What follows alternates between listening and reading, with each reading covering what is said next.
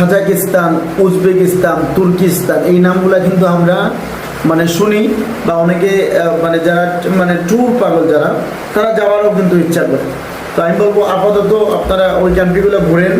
ইউরোপে যদি ঢোকার ইচ্ছা থাকে তাহলে এশিয়ার কিছু দেশ যদি ট্যুর থাকে, 6-7টা দেশে যদি ঘোরা থাকে, তাহলে সেক্ষেত্রে কিন্তু ইউরোপে অ্যাপ্লাই করলে ভিসা পাওয়ার সম্ভাবনা কিন্তু বেশি থাকে। কেননা আপনার পাসপোর্ট বলে দিবে আপনি কেমন, আপনাকে কি দেওয়া উচিত, পাসপোর্টই বলে দিবে যে যারা ইউরোপের মানে ড্রিম ইউরোপে ঢুকবেন বা টুরিস্ট ভিসা লাগাবেন সেনজেনের ইউরোপের, সেক্ষেত্রে আগে পার্শ্ববর্তী দেশটা ঘোরা উচিত। পার্শ্ববর্তী দেশগুলো যদি ঘুরে থাকেন তাহলে সেক্ষেত্রে আপনি যত সহজে মানে ভিসা পাবেন, টুরিস্ট ভিসা পাবেন ইউরোপের বা সেনজেনের, এগুলো ট্রাভেল হিস্ট্রি না থাকলে কিন্তু আসলে এটা এত সম্ভব না।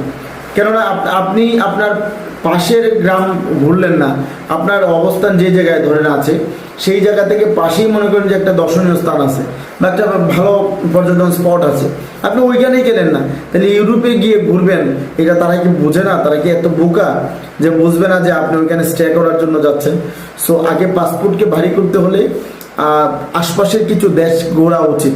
সো সেক্ষেত্রে আমি যেটা বলতে পারি, মালয়েশিয়া যাওয়া যায়, মালয়েশিয়া, থাইল্যান্ড, ভুটান, নেপাল, মালদ্বীপ, শ্রীলঙ্কা, উজবেকিস্তান, কাজাকিস্তান, তুর্কিস্তান, আফগানিস্তান, তারপরে পাকিস্তান, এইদিকে আমাদের ইন্ডিয়া তো আর কমনই আমরা যাই।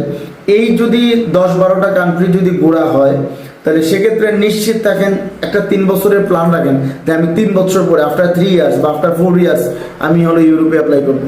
তাহলে এই 3 বছর যদি পাসপোর্টটাকে ভারী করা যায়, তারপরে যখন আপনি অ্যাপ্লাই করবেন আপনি কনফার্ম থাকেন যে তখন ভিসাটা পাবেন।